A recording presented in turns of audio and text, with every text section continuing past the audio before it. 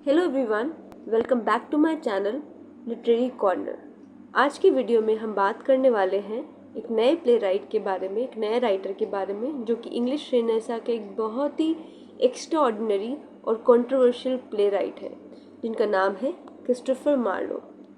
The overreacher, the genius, the espionage and the murder, Christopher Marlowe.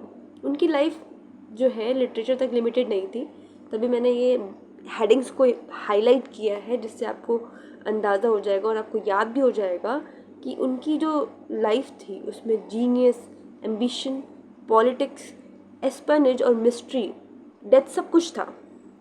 इसीलिए जो कई scholars हैं उन्हें ओवर रीचर के रूप में देखते थे, यानी ऐसा व्यक्ति जो अपनी लाइफ, अपनी जो लिमिट से आगे बढ़ने की कोशिश करता रहता है, अपनी जो लिमिट्स हैं उनको उनके बियॉन्ड जाके काम करने की कोशिश करता है।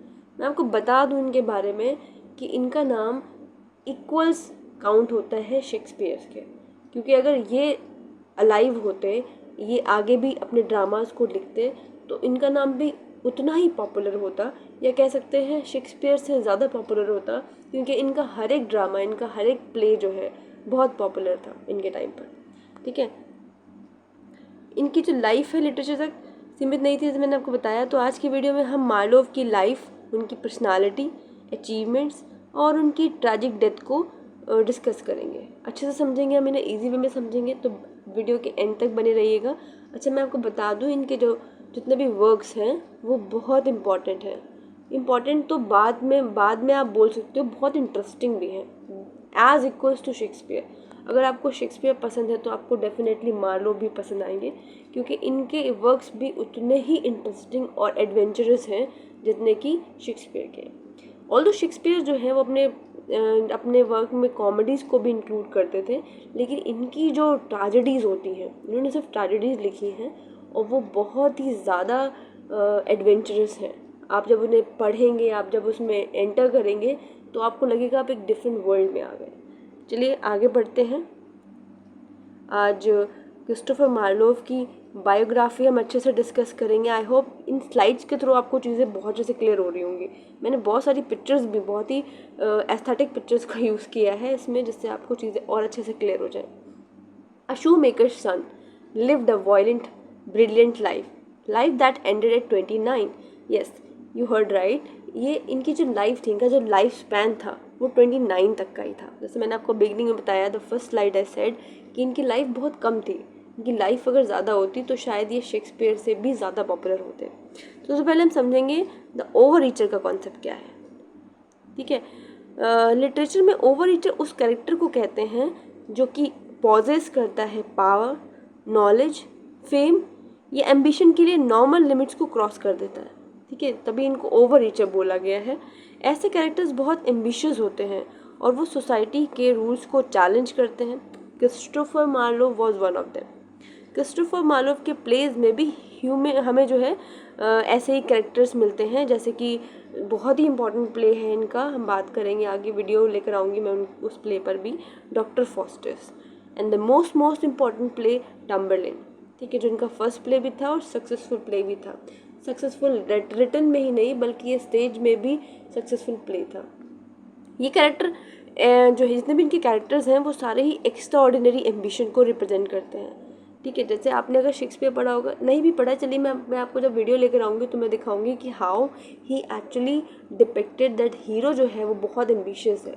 ठीक है, इस वजह से क्रिटिक्स इनको कहते हैं कि मार्लोव हीरोज़ को एक्चुअली उनकी पर्सनालिटी का रिफ्लेक्शन, जितने भी हीरोज़ ये दिखाते हैं तो उसमें मार्लोव की पर्सनालिटी का रिफ्लेक्शन दिखता है। जितने भी क्रिटिक्स हैं इस बारे में बात करते हैं। चलिए कम बैक टू दिस, इनकी अर्ली लाइफ के बारे में बात कर लेते हैं। तो as it is written here, एक बात और बता दूं मैं आपको मार्लोव के बारे में कि ये रिवेंज ट्रेजेडी लिखते थे। ठीक है, तो इनका जन्म जो है वो हुआ है 1564 को कैंटरबरी में। ठीक है, इंटरेस्टिंग बात यह है कि इसी साल शेक्सपियर का भी बर्थ हुआ है, यानी विलियम शेक्सपियर का जो बर्थ ईयर है वो 1564 है। कहा जाता है कि क्रिस्टोफर मार्लोव जो थे वो शेक्सपियर से बड़े थे, तो हम कह सकते हैं, मतलब ये कहीं पे मेंशन नहीं है लेकिन फिर भी मैं आपको बता दूं, 26 फरवरी, विकीपीडिया पे आपको देखने को मिल जाएगा टेक्स्ट, 26 फरवरी को जो है इनका बर्थ मेंशन है। वैसे ये अभी भी कंट्रोवर्सी है कि इनका एक्चुअली बर्थ जो है वो किस डेट का है, but the year is mention 1564 में इनका कैंटरबरी इंग्लैंड में हुआ था बर्थ। मार्लोव के जो फादर थे वो एक शू मेकर थे। देखो the heading is also mention here कि इनके पापा शू मेकर थे, यानी उनका बैकग्राउंड मिडिल क्लास था। लेकिन मार्लोव एकेडमिकली बहुत ही ब्रिलियंट स्टूडेंट थे, इसी वजह से उन्हें स्कॉलरशिप मिली और वो कैम्ब्रिज यूनिवर्सिटी तक पहुंच गए। ठीक है, इनको स्कॉलरशिप मिली थी 1580 टू 1587 तक इन्होंने जो है अपनी पढ़ाई कंप्लीट की कैम्ब्रिज में, कॉर्प्स क्रिस्टी कॉलेज में, कैम्ब्रिज में। तो आपको याद होगा एक टर्म आपने सुनी होगी, यूनिवर्सिटी विट्स। तो he was the one of member of University Wits who studied from Cambridge. आपने पढ़ा होगा यूनिवर्सिटी विट्स के जो मेंबर्स हैं, यानी कि जिनको कैटेगराइज किया गया है, वो एक्चुअली वो स्कॉलर्स हैं जो यूनिवर्सिटी से पढ़ के आए हैं। कुछ स्कॉलर्स कैम्ब्रिज के हैं, कुछ ऑक्सफोर्ड के हैं, और जिसमें थॉमस किड जो है वो किसी भी यूनिवर्सिटी से रिलेटेड नहीं है, तो उनको अलग कैटेगरी। लेकिन ये कुछ 7 यूनिवर्सिटी विट्स हैं जिसमें मार्लोव का नाम भी इंक्लूडेड है। ठीक है, नेक्स्ट बात करते हैं 1587, pioneered the English stage with Tamburlaine the Great. ठीक है, इससे पहले मैं आपको बता दूं कि कैम्ब्रिज में पढ़ाई के दौरान एक बहुत ही इंटरेस्टिंग और मिस्टीरियस बात सामने आती है। रिकॉर्ड्स के अकॉर्डिंग मार्लोव कई बार सडनली यूनिवर्सिटी से डिसअपेयर हो जाते थे और फिर कुछ टाइम बाद वापस भी आ जाते थे। इसी बात पर हिस्टोरियंस का मानना है कि शायद मार्लोव गवर्नमेंट के लिए सीक्रेट इंटेलिजेंस वर्क कर रहे थे, जिसके लिए इनको बोला भी गया है, कमेंट भी है that he was a spy. उस टाइम इंग्लैंड में क्वीन एलिजाबेथ फर्स्ट का रूल था और पॉलिटिकल स्पाइंग बहुत कॉमन थी। मतलब बहुत सारे स्पाई जो है उस टाइम पे होते थे, मतलब जो पॉलिटिकली जो क्राउन है उसको जो है डोमिनेट करने के लिए स्पाइस जो हैं भेजे जाते थे। तो he was considered as a spy. कुछ स्कॉलर्स का मानना है कि मार्लोव एलिजाबेथ सीक्रेट सर्विस के स्पाई भी हो सकते हैं। बहुत सारे मिथ हैं इनको लेकर, इनसे रिलेटेड कुछ भी आपको ऑथेंटिक नहीं मिलेगा। फिर भी डॉक्यूमेंट जितने भी अवेलेबल है उनसे ये डेटा मैं आपके सामने लेकर आई हूँ जो कि ऑथेंटिक है। Marlowe as a playwright, अगर हम मार्लोव की लिटरेरी अचीवमेंट्स की बात करें तो उन्होंने इंग्लिश ड्रामा को कम्प्लीटली ट्रांसफॉर्म किया है। मतलब एलिजाबेथन एज से, he was actually from Elizabethan age. ठीक है, एलिजाबेथन एज में शेक्सपियर के साथ साथ मार्लोव ने बहुत ज़्यादा उसे ट्रांसफॉर्म किया है।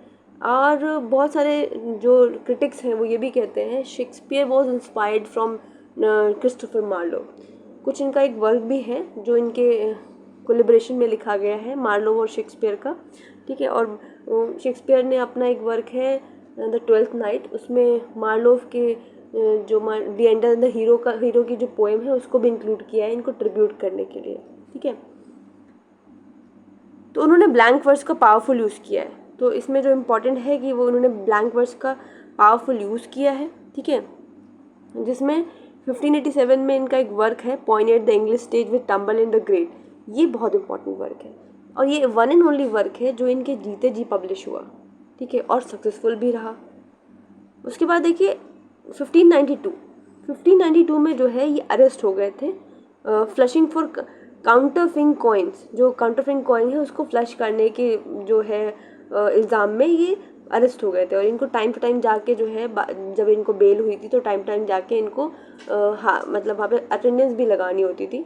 और मैंने जो पढ़ा है इनके बारे में वो ये है कि 20th तक जो है इन्होंने अटेंडेंस लगाई थी और 30th की जो है इनकी डेथ हो गई थी बस स्टैबिंग। बहुत सारे र्यूमर्स हैं इनको लेकर, चलिए बात करते हैं। फिर मैं 1593 में ही was accuse of atheism and heresy. May 93 में ही वॉज अक्यूज फॉर, ये एथिज्म काउंट हो रहे थे, एंड फॉर हेरेसी इनको जो है अक्यूज़ किया गया था। एंड May 30, 1593 में ही वॉज स्टैप्ड। सेम ईयर जो है 10 डेज़ के बाद उनको स्टैप कर दिया गया था इन डेप्थफोर्ड। कुछ लोग कह रहे हैं कि एलिजाबेथ के थ्रू ही ये स्टैप करवाए गए थे, उन्होंने एलिजाबेथ ने इनको किल करवाया था। और कुछ कह रहे थे कि कुछ अगेंस्ट जो मेंबर्स थे उन्होंने। तो बहुत सारे मिथ हैं इनको लेकर, मैंने बहुत रिसर्च की है लेकिन इस कुछ भी ऑथेंटिक नहीं है। It all about myth. सारे क्रिटिक्स ने इनको लेकर अपना जो गेसेस हैं वही रिप्रेजेंट किए हैं। मिथ तो बहुत सारे हैं। एक मिथ तो ये भी है कि क्रिटिक्स कहते हैं कि मार्लोव जो है वो बाद में अपनी डेथ का जो है डेथ दिखाकर बाद में शेक्सपियर के फॉर्म में, शेक्सपियर के रूप में लिख रहे थे। बहुत सारे मिथ हैं। चलिए आगे बढ़ते हैं, आगे देखते हैं। The Privi council protected a Cambridge student from accusation of treason. ये आपको बहुत कम वीडियोस में देखने को मिलेगा जो मैं आपको बताने वाली हूँ। सिचुएशन ये थी कि इस टाइम पे जो है 1587 में कैम्ब्रिज यूनिवर्सिटी ने इनिशियली क्रिस्टोफर मार्लोव को मास्टर ऑफ आर्ट्स डिग्री देने से हेजिटेट किया था। ये थ्रेट था, ठीक है, ये इनके लिए थ्रेट था कि they denied to give the master degree to him. University authorities को शक था कि मार्लोव शायद इंग्लैंड छोड़कर फ्रांस के जो रीम्स सिटी है उसमें जो है इलीगल कैथोलिक सेमिनरी ज्वाइन करने वाले हैं। उस टाइम इंग्लैंड में प्रोटेस्टेंट गवर्नमेंट थी और कैथोलिक इंस्टीट्यूशन को सस्पिशियस माना जाता था। अगर कोई स्टूडेंट वहाँ ज्वाइन करता था तो उसे ट्रीजन यानी देश के खिलाफ एक्ट समझा जाता था, ठीक है। इसलिए यूनिवर्सिटी को लगा कि मार्लोव शायद इंग्लैंड के खिलाफ रिलीजियस कॉन्स्पिरेसी में इन्वॉल्व हो सकते हैं। ओके, तो आपको इतना क्लियर हुआ। Then what is the intervention? The intervention, लेकिन इसी पॉइंट पर क्वीन एलिजाबेथ के जो प्रीवी काउंसिल जो थी उसने इंटरवेन किया, ठीक है। प्रीवी काउंसिल ऑफ इंग्लैंड ने उस टाइम इंग्लैंड के एक पावरफुल पॉलिटिकल बॉडी के रूप में जो है काम किया और इनको प्रोटेक्ट किया।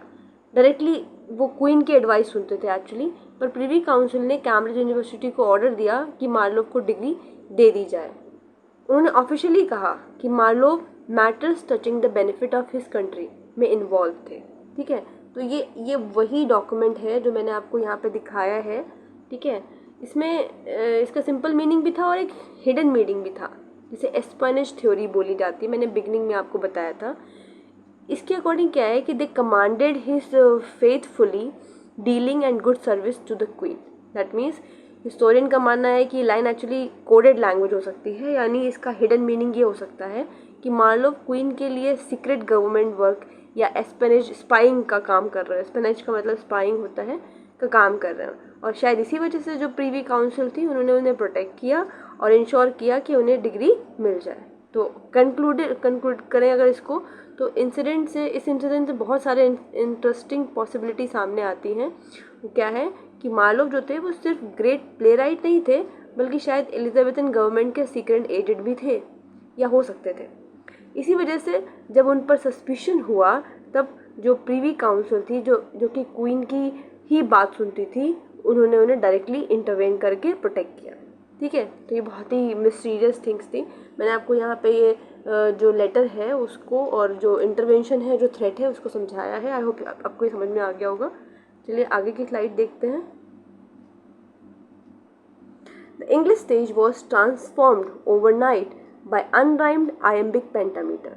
मैं आपको बता दूं, जो क्रिस्टोफर मार्लोव थे उन्होंने जो है अपने जितने भी वर्क्स हैं उन्हें ब्लैंक वर्स में लिखा है, और उनकी इस ब्लैंक वर्स को बोला जाता है मार्लोव्स माइटी लाइन। और ये कमेंट किसने दिया है? पियर एंड क्रिटिक, उनके जो पियर भी रह चुके हैं और क्रिटिक भी हैं, बेन जॉनसन, ठीक है। ये लाइन याद कर लीजिए, एग्जाम पॉइंट ऑफ व्यू से इम्पॉर्टेंट है।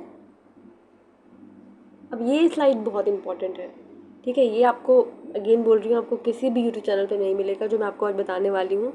The English stage was transform overnight by unrhymed iambic pentameter. तो इसका जो मीटर है, जो भी मार्लोव यूज़ करते थे, वो एग्जैक्टली क्या है, आइए बहुत बेसिक से समझते हैं।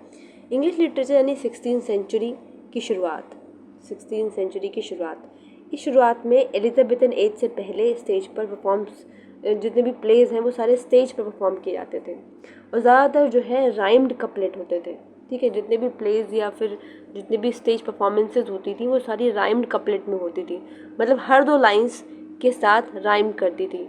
जैसे कि नर्सरी राइम या ओल्ड मॉरलिटी प्लेज में होता है। ये सुनने में थोड़ा सा क्लंकी और आर्टिफिशियल लगता है, पर नेचुरल डायलॉग्स की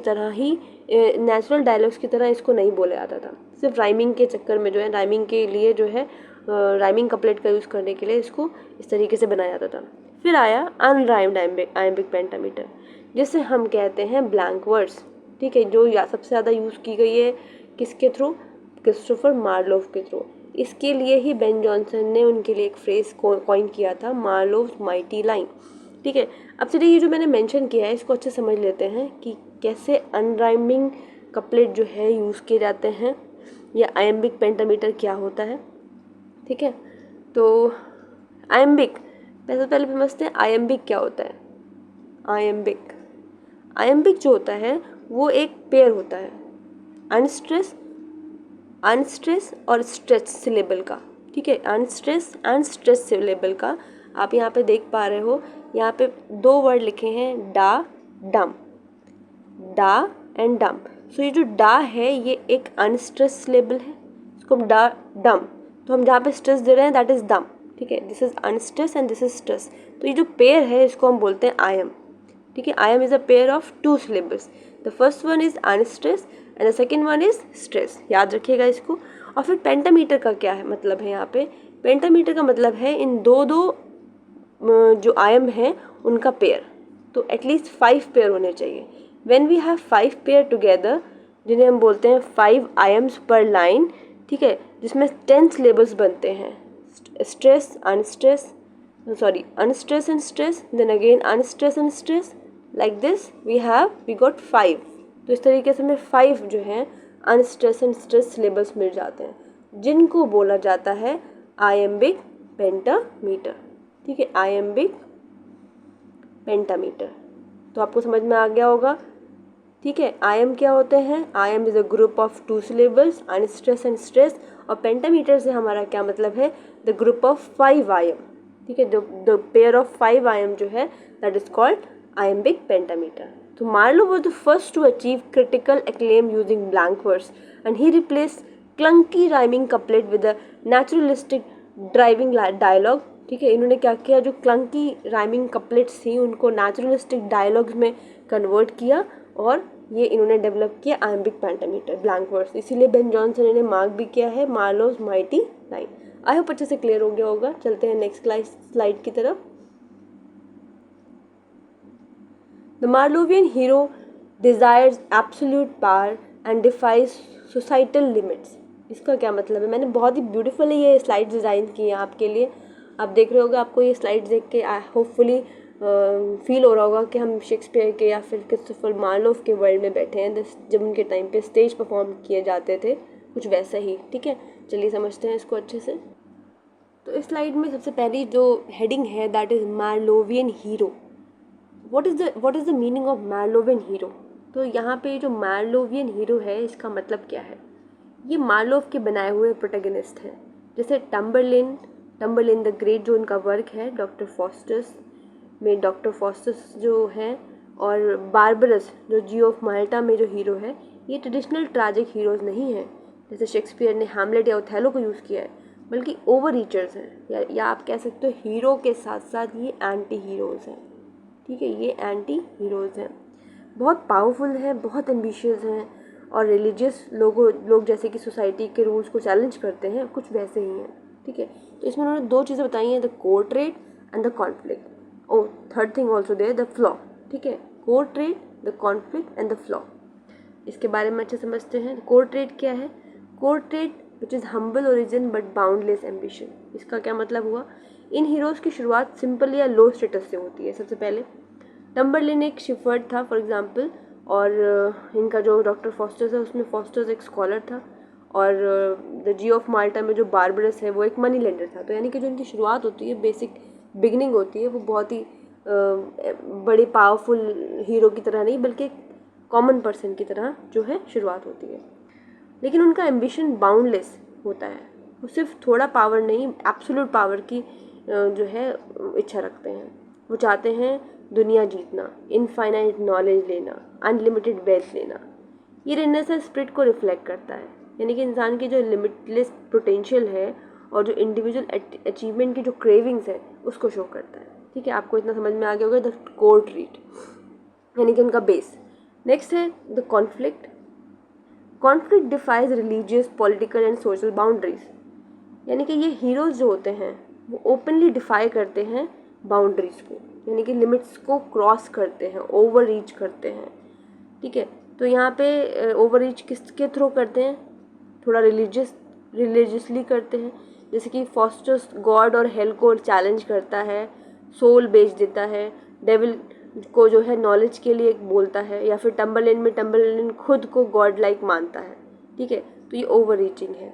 उसके अलावा इसका पॉलिटिकल क्या है, पॉलिटिकल में टम्बरलिन जो हीरो है हमारा, वो ही एम्पायर कन्कर करता है, पूरे एम्पायर को कन्कर करता है, किंग्स को गिरा देता है। तो ये पॉलिटिकल जो है वो डिफाई करना हुआ। उसके अलावा सोशल में क्या आता है, वो क्लास मॉरलिटी और नॉर्म्स को इग्नोर करते हैं, यानी कि जितने भी हीरोज़ हैं वो क्लास को नहीं मानते, मॉरलिटी को नहीं फॉलो करते, किसी नॉर्म को नहीं मानते, उन सबको इग्नोर करते हैं। रुथलेस, वायलेंट और सेल्फ सर्विंग होते हैं, मतलब अपने आप को सबसे बड़ा मानते हैं। ये डिफेंस जो है उन्हें लार्जर देन लाइफ बनाता है, लेकिन कॉन्फ्लिक्ट क्रिएट करता है जो उनका डाउनफॉल का रीज़न बनता है। लास्ट में जितने भी इनके प्लेज हैं मार्लोव के, उसमें एंड में जो है हीरो का आपको डाउनफॉल देखने को मिलेगा। अब आ जाइए द फ्लॉ, ये एक टर्म भी है, लिटरेरी टर्म। इनका बिगेस्ट जो the flaw is driven by the obsession, power, knowledge, wealth that leads to the inevitable destruction. समझ लेते हैं इसको, ये चीज़ क्या है। इनका बिगेस्ट ट्रैजिक फ्लॉ जो है वो है हमर्शिया। वो आपको शेक्सपियर के वर्क में भी देखने को मिलेगा, हमर्शिया। अगेन ये एक लिटरेरी टर्म है। हमर्शिया मतलब उनकी extreme obsession towards power, knowledge या वेल्थ के लिए, मतलब वो ऑब्सेस्ड है, उन्हें वो पाना चाहते हैं, बहुत ज़्यादा पावर, रिच होना चाहते हैं, वेल्दी होना चाहते हैं, ठीक है। ये ऑप्शन उनको ब्लाइंड कर देता है। मॉरली जो इनकी लिमिटेशंस हैं उनको वो क्रॉस कर देते हैं, उसको क्रॉस करने पर मजबूर हो जाते हैं, और एंड में इनवाइटेबल डिस्ट्रक्शन उनका होता है, ठीक है। फॉस्टस जो है उसे हेल्प में जाना पड़ता है। टम्बरलिन जो है उसकी डेथ हो जाती है इलनेस की वजह से, ओवर रीचिंग की वजह से। बारबरस अपने स्कीम में ही फंस जाता है, अपने ही प्लान में जो वो चालाकी दिखाता है उसमें ही फंस जाता है। ये क्लासिकल ग्रीक ट्रेजेडी से इंस्पायर्ड है, लेकिन मार्लोव ने इन्हें सेक्युलर और ह्यूमनिस्टिक बनाया है। इंसान की अपनी गलती से डाउनफॉल ना कि सिर्फ फेट है, ठीक है। इसमें उन्होंने दिखाया है कि अगर आप जैसे हम लोग अपने नॉर्मल लैंग्वेज में बोलते हैं कर्मा कम बैक, तो कुछ वैसा ही, ठीक है। लास्ट पॉइंट इसका जो है that is Marlowe created nuanced, deeply flawed anti-heroes. They reflected the anti-authoritarian and transgressive realities of his own underground world. इसका क्या मतलब है, मार्लोव ने ये कैरेक्टर्स न्यून्स्ड बनाए हैं, यानी कि वो विलन भी हैं लेकिन क्रिस्मेटिक और अंडरस्टैंडेबल भी हैं। ऑडियंस उनके एम्बिशन से अट्रैक्ट होती है, लेकिन उनके डिस्ट्रक्शन से वॉर्न भी करती है। यानी कि जो मार्लोव ने दिखाया है वो सिर्फ ये नहीं दिखाया है कि जो हीरोज़ हैं वो पावर के लिए भूखे हैं, पावर पाना चाहते हैं। अगर वो एंड में ये दिखाते कि जो हीरोज़ ओवर एम्बिशियस हैं उनको पावर मिल जाती है, उनको नॉलेज मिल जाती है, तो ये देखकर ऑडियंस भी इंस्पायर होगी, जो कि बहुत नेगेटिव है। तो मार्लोव ने अपने प्ले में उन हीरोज़ का जो है राइजिंग भी दिखाया है because of their obsession, their ambition, और साथ ही साथ उनका डिस्ट्रक्शन भी दिखाया है। That was a good thing. तो जो लोगों में है उस लोगों को उस चीज़ की वार्निंग भी मिलती है, ठीक है। तो that was enough for the slide. Now let's move to the next one. Tamburlaine the Great set a violent, spectacular new standard for drama. चलिए देखते हैं स्लाइड में क्या है। क्रिस्टोफर मार्लोव का जो ब्रेक थ्रू प्ले है, जो इंग्लिश ड्रामा को वायलेंट और स्पेक्टिकुलर बनाया जिसने, वो है टम्बरलेन द ग्रेट, ठीक है। बहुत इंपॉर्टेंट ड्रामा है। मैं इसकी वीडियो अलग से बनाने की पूरी कोशिश करूँगी, टाइम की कमी की वजह से मैं नहीं बना पाती हूँ। तो इसमें हम कवर करेंगे कि एक्चुअली उन्होंने क्या शो किया है। और मैं बताया था मैंने आपको बिगनिंग में कि that was the first play जो कि आया था 1587 में। डेट याद रखिएगा, 1587 में पब्लिश हुआ था, ठीक है, जो कि इनके जीते जी हो गया था। मार्लोव ने अपने सामने जो है इस प्ले को पब्लिश होते हुए देखा है, यानी कि स्टेज पर जो है परफॉर्म करते हुए देखा है, जिसकी वजह से इन्हें बहुत फेम मिली थी, ठीक है। तो इस स्लाइड में क्या बताया गया है, protagonist, will talk about the protagonist, the breakthrough and the thematic core, ठीक है। टम्बरलेन एक लोई सिंथियन शेफर्ड था, शेफर्ड से शुरू होता है, लेकिन रथलेस वर्ल्ड जो वार लॉर्ड है वो बन जाता है सेंट्रल एशिया का, और कन्कर करता है पूरे उस एरिया को, जिसे हम कह सकते हैं रियल टिमूर। टम्बरलेन से इंस्पायर्ड है, लेकिन मार्लोव ने इसे ड्रामेटिक ओवररीचर बनाया है, ठीक है। फिर ब्रेक थ्रू क्या है, 1587 से पहले जो मेजर इंग्लिश प्ले है जो ब्लैंक वर्स में आया था, ये ब्लैंक वर्स में पूरा लिखा गया है। इसमें कॉम्प्लेक्स प्लॉटिंग हुई है, स्टेज पर एक्सट्रीम फिजिकल वायलेंस दिखाई है इसमें, जिसमें battle, captives in the chains, brutal acts, सब कुछ इंक्लूड है। इन्होंने ये सारी चीज़ें ही इंट्रोड्यूस की थी। इससे पहले जो है मेरे ख्याल से रेयरली जो कोई राइटर होगा जिसने ये सब चीज़ें जो है इन्वॉल्व की होंगी। 1587 की बात है ये, ठीक है। थीमेटिक कोर, थीमेटिक कोर क्या है इसमें? इनफाइनाइट अर्थली पावर को परस्यूट करना, एम्बिशन जो कभी नहीं रुकती, डम्बलडोर एम्पायर जीत जाता है, किंग्स को ह्यूमिलेट करता है और खुद को गॉड लाइक मानता है। तो ये जो है थीमेटिक कोर है। मैं बहुत ज़्यादा इसमें एक्सप्लेन नहीं कर रही हूँ वरना वीडियो बहुत लंबी हो जाएगी, ठीक है। मैं इसका सिर्फ कोर बता रही हूँ आपको। मार्लोव्स माइटी लाइन, जो कि बेन जॉनसन ने कमेंट किया है, इनके बारे में लिखा है, that was a famous speech which is nature that formed us of 4 element doth teach us all to have aspiring minds. इस लाइन को देखकर ही जो है बोला गया, ये इनकी माइटी लाइन है which is written in blank verse, ठीक है। तो आपको होपफुली ये समझ में आ गया होगा। नेक्स्ट स्लाइड की तरफ बढ़ते हैं। Doctor Faustus traded his soul for forbidden knowledge and absolute power. देखिए मैं यहाँ पर जो है आपको भी समरी नहीं बता रही हूँ, मैं सिर्फ कोर बता रही हूँ जो कि एग्ज़ाम पॉइंट ऑफ व्यू से और कॉन्सेप्ट वाइज इंपॉर्टेंट है, ठीक है। तो इसमें भी बता दूँ आपको, डॉक्टर फॉस्टर्स जो है वो प्ले है हमारा, जो कि कब आया था? 1591 में पब्लिश हुआ था, ठीक है। ये ईयर है। इसमें प्रोटोगनिस्ट क्या कौन है, क्या उसके साथ परफॉर्म होता है, कंट्रोवर्सी क्या हुई है और उसका ट्रैजिक एंड क्या है, उसके बारे में हम बात करेंगे। तो इसमें प्रोटोगनिस्ट जो है वो डॉक्टर फॉस्टर्स हिमसेल्फ है। He was a brilliant doctor scholar who makes a blood pact with the devil. एक ब्रिलियंट स्कॉलर रहे हैं जो इन्होंने एक ब्लड पैक्ट यानी कि एक डील की थी डेविल के साथ, लूसीफर के साथ। तो इनके लूसीफर के एक इसमें असिस्टेंट भी रहे हैं मीफिस्टोफिलिस उनके साथ। और कंट्रोवर्सी क्या है? Stage on unapologetic presentation of sin, इसमें जो है presentation of sin, demons and black magic को जो है डिपिक्ट किया गया है स्टेज पे। Deeply unsettled audience by questioning the Calvinist doctrine of predestination, जो है इस बार ये इसको लेकर बहुत सारे क्वेश्चंस भी आए हैं, क्रिटिक्स ने कंट्रोवर्सी भी की थी इसको लेकर। ट्रैजिक एंड क्या हुआ? अनलाइक अर्लियर मॉरलिटी प्ले जो इनकी शुरुआत के और जो बहुत सारे पहले के जो प्ले हैं उनकी तरह जो है इसकी जो एंडिंग है वो मतलब बहुत ही डिफरेंट एंडिंग रही है, जिसमें Faustus is unable to repent and is drag to hell by devils. जो इसमें फॉस्टर्स जो है ही वॉज अनेबल, वो मतलब जो है रिपेंट नहीं कर पाते हैं और फाइनली जो है उन्हें हेल ले जाया जाता है बाय द डेविल्स।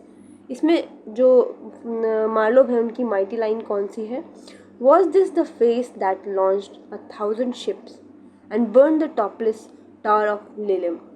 ठीक है, ये बहुत इंपॉर्टेंट लाइन है, इसको आप याद कर लीजिएगा, बार बार देखेंगे आपको होपफुली याद हो जाएगा। नेक्स्ट स्लाइड देखते हैं। Subversive protagonist challenge Elizabethan prejudice and power structure.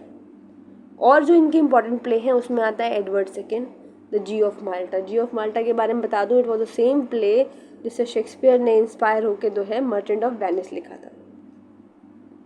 ठीक है, एडवर्ड सेकेंड जो है वो इनके हिस्ट्री प्ले में आता है, which was dramatise the private life of King Edward second and foregrounding his homoerotic romance with Piers गैफ्स्टन।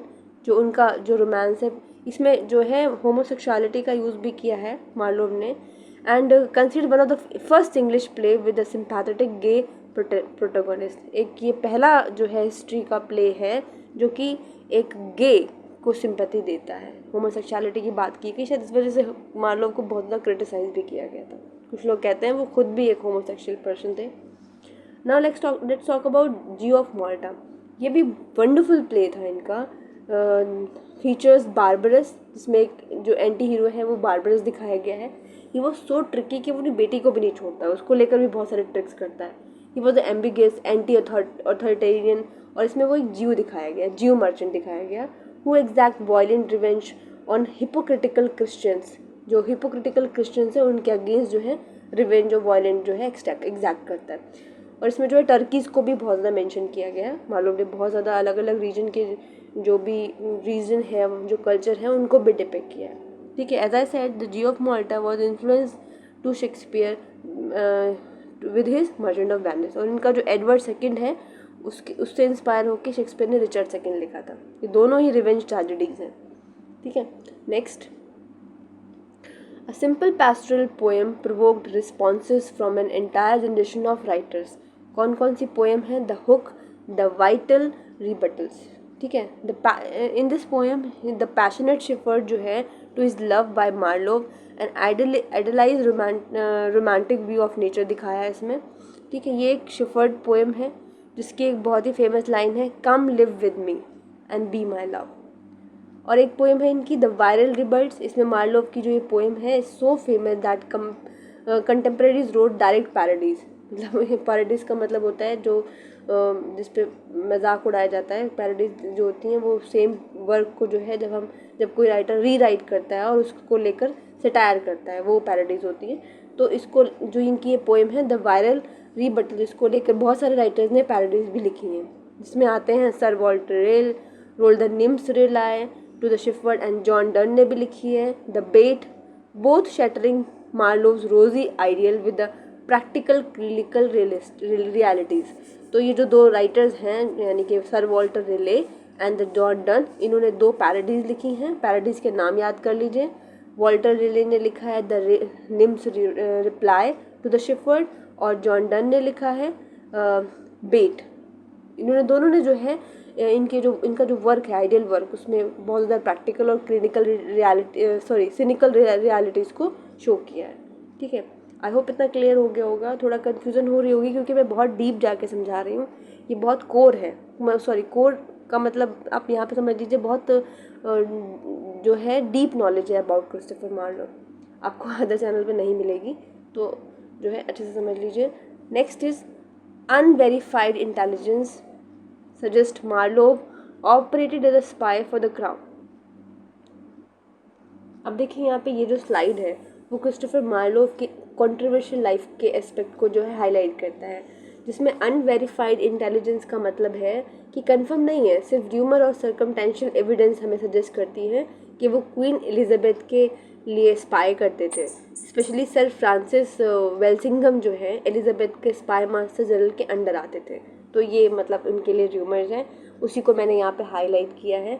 यहाँ पे हैंडलर जो है मैंने दिखाया आपको कि हैंडलर कौन है, सर फ्रांसिस वेल्सिंगम। ये नेम इंपॉर्टेंट है, इसमें स्लाइड में ये नेम बहुत इंपॉर्टेंट है, आप इसको याद कर लीजिए, ठीक है। हैंडलर जो है सर फ्रांसिस प्रोनाउंसिएशन प्रॉब्लम, वेल्सिंगम हैं जो एलिजाबेथन इंग्लैंड के टॉप इंटेलिजेंस चीफ थे, जो कैथोलिक प्लॉट जैसे कि बेबिंगटन प्लॉट को अनकवर करने के लिए जाने जाते थे, उनका नेटवर्क चलता था। मार्लोव पॉसिबली उसी एजेंट के ही पार्ट थे। तो कैम्ब्रिज डेज से ही गवर्नमेंट मिशन पर जाते थे, और जैसे जो मैंने बताया आपको कैम्ब्रिज में बीच बीच में ये गायब हो जाते थे, तो इनको कंसीडर किया था कि हो सकता है किसी मिशन पे जाते थे, ठीक है। Next is Arabella Stuart mission 1589। एक मॉरली पॉसिबली मार्लोव नेम का जो वेरिएंट है अराबेला स्टुअर्ट, जो मैरी क्वीन ऑफ स्कॉट्स के जो नीस हैं थ्रोन कैंडिडेट के, या जो ट्यूडर डायनेस्टी से बिलोंग करते हैं, तो ये सस्पिशियस था कि अराबेला पोटेंशियल जो एयर थी उनको भी उनके ये स्पाई थे, ठीक है। तो अराबेला आपको याद होगा कि क्वीन मैरी कौन थी, एलिजाबेथ की सिस्टर थी, तो ये भी जो है इनके ऊपर एक इल्ज़ाम लगाया गया था। नेक्स्ट इज फ्लशिंग अरेस्ट 1592 में नीदरलैंड्स के जो फ्लशिंग में काउंटर फीटिंग कॉइन्स के चार्ज पर इन्हें अरेस्ट किया गया था। पेविटर से फेक डच कॉइन्स बनाने के जो है एलिगेशन में वो कैथोलिक प्लॉटर विलियम स्टैनले के फॉलोअर्स और इनफिल्ट्रेट कर रहे थे, तो ये चार्ज था इन पे। मिस्टीरियसली ड्रॉप्ड हो गया बाद में क्योंकि इनको जो है सेव किया था, मैंने बताया था आपको क्वीन एलिजाबेथ का जो एक काउंसिल था उन्होंने इन्हें सेव किया था।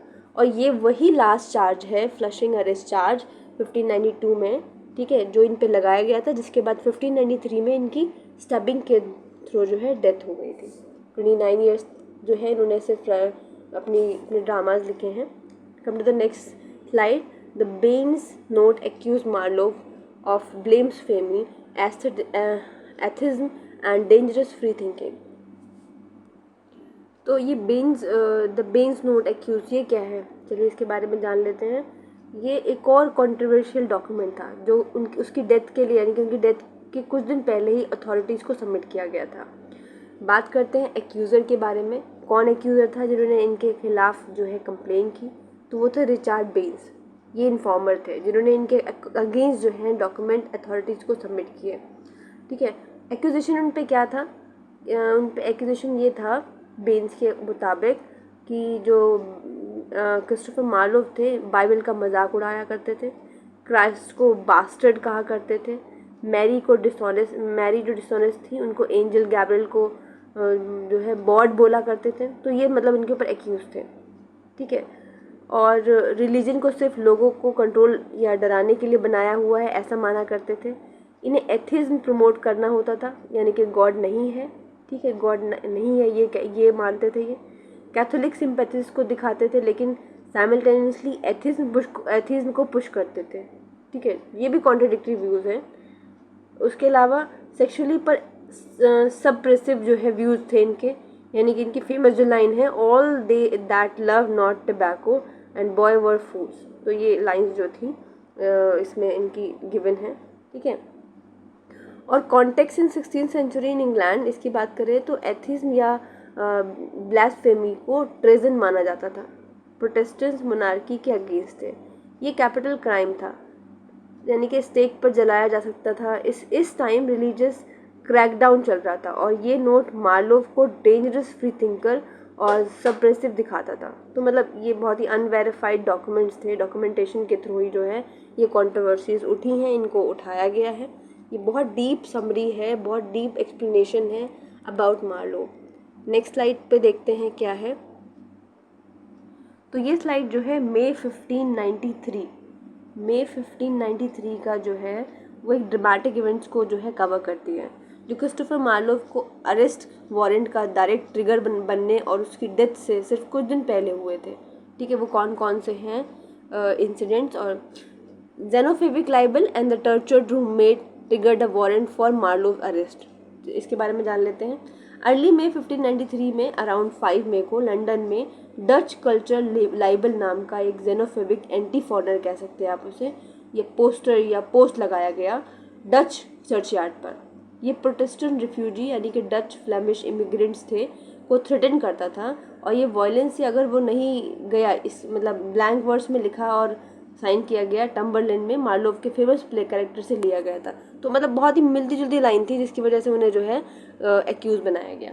तो मई 12 को क्या हुआ, प्ले राइट थॉमस किड यानी कि मार्लोव के फॉर्मर रूममेट जो थे, वो उनके पॉसिबल कोलेबरेटर भी रह चुके हैं स्पेनिश ट्रेजेडी जो उसमें लिखी थी उन्होंने उनके साथ। ठीक है, को अरेस्ट किया गया सस्पेक्टेड लाइबल का ऑथर होने के लिए।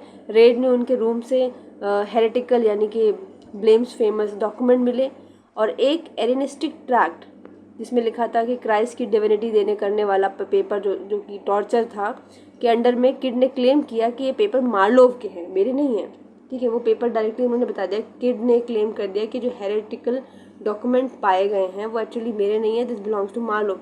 तो which is you know called all the people who arrested him in intemperate।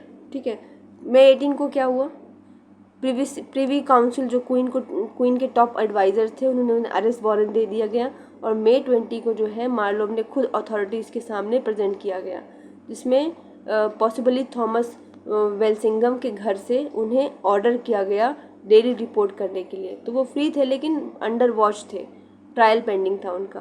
तो ये चेन में जो है इवेंट जेनोफेबिक लाइबल कहलाती है, जिसमें anti immigrant hate, torture roommate के एक्यूजिशन से शुरू होकर मार्लोव के जो बार बार उन्हें वहाँ जाके अपनी रिपोर्ट करनी थी वहाँ तक के लिए है। ठीक है, नेक्स्ट देखते हैं। The fatal dispute over the tavern bill left the playwright dead above the right eye. What does it means, ये थोड़ा सा बहुत डीप जो है इसके बारे में है कि क्रिस्टोफर मार्लोव जो है where he was sitting with home in which room. तो यहाँ पे काउच दिखाया गया है कहाँ पे वो बैठे थे। ठीक है, he was lying on the couch, और उनके साथ कौन कौन लोग थे, और फिर उसकी ऑफिशियल स्टोरी क्या थी। बहुत ज़्यादा इंपॉर्टेंट नहीं है तो इसको हम स्किप कर देते हैं। Come to the next part. The coroner ruled self defence but the presence of professional spy suggest otherwise. ठीक है, ये जो थ्योरी है इसमें अलग अलग थ्योरी हैं, theory of drunken brawl, theory of political assassination, theory of fake death. ठीक है, 3 रूमर्स उठे हैं इनके लिए। पहली थ्योरी कहती है कि वो द ड्रंकन ब्रॉल, यानी कि the official story discovered in 925 a tragic ecclesiastical over money, लोगों ने मनी के लिए जो है इन्हें जो है जिनकी डेथ कर दी थी, मतलब इनको मार दिया था छुरा स्टैप करके। सेकेंड रूमर ये था कि he was assassinated by Elizabethan queen. और थर्ड जो थ्योरी थी वो इनकी फेक डेथ की, that he must be Shakespeare, he change his name and he become a Shakespeare. तो ये 3 थ्योरी जो है इनके नाम पर उठी हैं। The dead shepherd pave the path for William Shakespeare. अब यहाँ पे लास्ट में जो है Christopher Marlowe was died at 29, was buried in unmarked grave in just 6 years। He pointed blank verse, मतलब 6 साल तक जो है इन्होंने ब्लैंक वर्स पे जो है उपलब्धि हासिल कर ली ब्लैंक वर्स पर। अगर ये ज़िंदा होते तो ऑब्वियसली ये शेक्सपियर से ऊपर होते हैं। तो ट्रिब्यूट क्या है, शेक्सपियर ने ट्रिब्यूट भी दिया है। एज यू लाइक इट में शेक्सपियर ने he paid explicit tribute to his murder contemporary quoting his poetry. जो इनका जो पोइट्री है उसको रेफरेंस देते हुए the bloody reckoning at Deptford जो है अपने वर्क में एज यू लाइक इट में शेक्सपियर ने ट्रिब्यूट दिया है। And that is dead shepherd now I find thy saw of might, whoever loved that loved not at first sight, it strikes a man more dead than a great reckoning in a little room। ठीक है, तो ये एक जो है tribute था from Shakespeare side. He was a very great man according to him. और as I said कि अगर वो 29 years में जो है नहीं मरे होते तो आज वो शेक्सपियर से ऊपर होते। This was all about Christopher Marlowe. I hope आपको समझ में आ गया होगा। थोड़ा डीप समरी थी, समझने में थोड़ा सा टाइम लगेगा आपको, लेकिन इसी तरीके से मैं सारी वीडियो लेकर आऊँगी जिसका कोई भी पार्ट, कोई भी छोटा से छोटा हिस्सा मैं आपको ये नहीं होगा कि रह गया है। ठीक है, कोई प्रॉब्लम हो आपको तो please comment below and like my video and please share it. और इनके जो वर्क हैं डॉक्टर फॉस्टर्स और वो, उनको भी मैं लेकर आऊँगी with all the characters and with a good story. Thank you so much.